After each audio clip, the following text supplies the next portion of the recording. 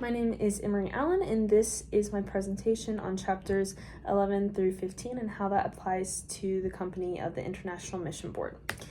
Chapter 11 is over decision-making and creativity, and this is important because you need to know how to make profitable decisions and to use creativity performance behaviors. The case study for this chapter is over a missions organization based in Nigeria as they're making a shift from more country missions in rural places to urban ministry. And so the takeaway was that you need to study your environment to know how to reach it best, base your training in the Bible, and also give upcoming leaders incrementally larger decision-making responsibilities so that they can learn from that. So the application is to adapt to environmental change and to teach future leaders how to make decisions. And my advice to all companies would be to be open to change and to have a system in place for training up the next generation of leaders. Chapter 12 was over power, influence, and politics, and this is important because you need to know how and when to use your power and influence on others well. And so the case study for this was an organization called Samarco, and they claimed to be a spiritual organization. However, there was a large scandal because they did not hold to these spiritual and things that they said that they would. And the takeaway is that if your organization does not live up to those things that you claim, then it's going to have a negative impact, as it did in this scandal. And the application is that they use religion to further their business and to have that power and influence, but the truth came out in the long run. And so make sure to not let that happen. My advice to all organizations that whatever type of organization you may be, make sure that it's evident in the cultural organization, in the inter-organizational culture. Chapter 13 is over leadership effectiveness, and this is important because without quality leadership, no organization can function at their peak performance. The case study used here was a multinational African corporation.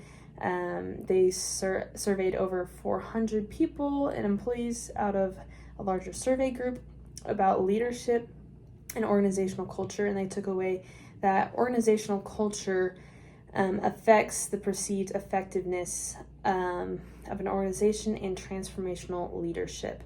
So this applies to ministry, and that organizational culture will affect transformational leadership, and so you need to have a solid organizational culture down first before you try to use transformational leadership. So generally for all organizations, you need to focus on improving organizational culture before trying to change leadership tactics. Chapter 14 is over organizational culture, socialization, and mentoring. This is important because culture is the starting place for business strategy and how to motivate employees. A case study here was a mission group called MOF International.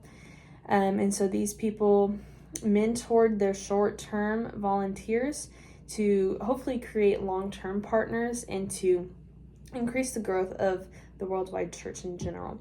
The takeaway here is that mentorship aligns with long-term mission, vision, and strategy.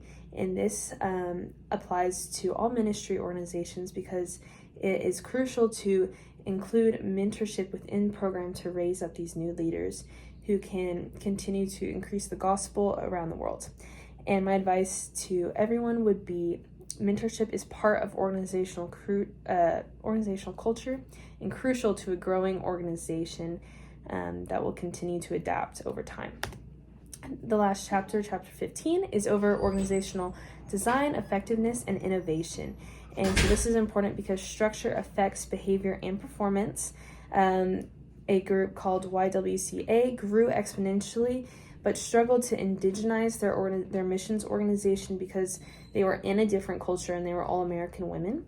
The takeaway is to grow internationally, you need to adapt to cultural values, and that loving others means changing your methods of doing something rather than expecting others to adapt to you. And this applies in non-ministry organizations as well. Don't assume that the American way is the only right way to do something.